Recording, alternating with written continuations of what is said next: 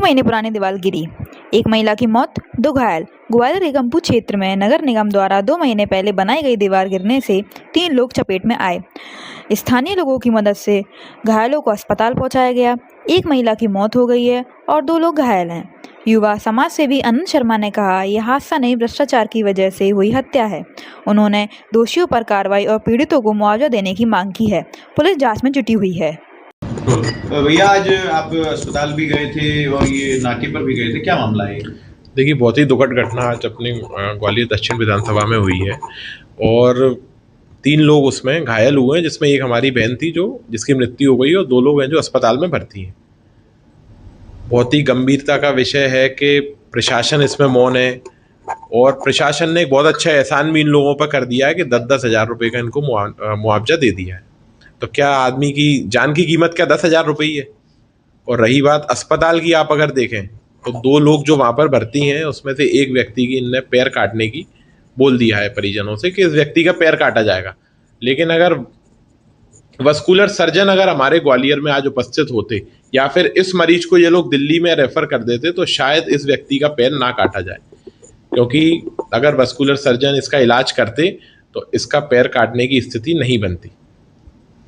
इसके कैसे देखते हैं इस पूरी घटना को? दीवार गिरी, उसके नीचे एक व्यक्ति जो कि सभापति द्वारा जो है निर्माण कराया जा रहा था इस जो दीवार का, और इस तरह से गिरना कहीं ना कहीं, क्या लगता है?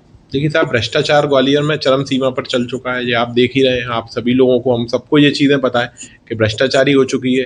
प्रशासन केवल जांच के नाम पर कार्रवाई कर रहे हैं कि जांच की जाएगी, जांच की जाएगी। जांच तो कभी होती हुई आप और हमको कभी दिखती नहीं है। बहुत शर्म की बात है कि ऐसी घटना हुई है और 3 लोग उसमें घायल हुए। जांच तो चेतकपुरी में जो 10 दिन में 10 गड्ढी होती है उसमें भी जांच हुई थी, उसमें भी जांच हो रही है और आए दिन जो भी घटनाएं हो रही है उस पर जांच ही तो होती है। प्रशासन के अधिकारी हो, चाहे कलेक्टर हो, चाहे CMHO हो, सब लोग जांच का नाम ले लेते हैं कि जांच की जाएगी और जांच के बाद उसका रिजल्ट क्या निकलता है? 0, कोई रिजल्ट नहीं। अभी आप परिजनों से मिलकर आए, क्या पीड़ा बताइए? साहब, परिजन बहुत परेशान है, बहुत पीड़ा है उन लोगों को। लेकिन बस यही है कि मैंने तो अभी CMHO साहब को भी कॉल किया, लेकिन उनका कॉल रिसीव नहीं हुआ। और बहुत शर्म की बात है कि आप इतने बड़े पद पर बैठकर आप उन लोगों से उपचार के लिए आप उनसे बातचीत नहीं कर रहे।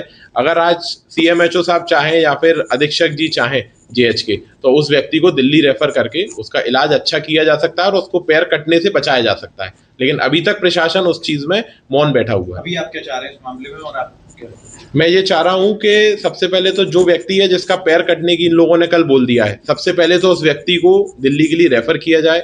वस्कुलर सर्जन को वहाँ पर उस व्यक्ति को दिखाया जाए जिससे उसकी अच्छा इलाज हो पाए और अपन उसको पैर कटने से बचाएं। प्रदेश के 2 मंत्री, कद्दावर मंत्री जो ग्वालियर से आते हैं और उनकी चुप्पी, और जिस हिसाब से जो आज ग्वालियर की स्थिति है, क्या लगता है आपको कि ग्रामीण क्षेत्रों से भी बुरी हालत है? देखिए साहब, ग्वालियर की स्थिति बहुत दर्दनाक हो चुकी है, ये सभी के सामने है ये स्थिति।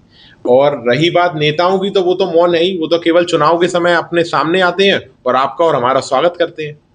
स्थानीय लोगों का कहना है कि ये दीवार का जो निर्माण 12 दिन पूर्व हुआ था। क्या कागज के टुकड़ों से इस दीवार का निर्माण हुआ था जो 12 दिन में गिर गई? सबसे बड़ी बात ये। देखिए, पहले तो इस जो दीवार जो बन रही थी, इस पे पहले तो लोगों को सर्वे करना चाहिए था कि इस पे कैसे क्वालिटी का मटेरियल यूज किया जा रहा है।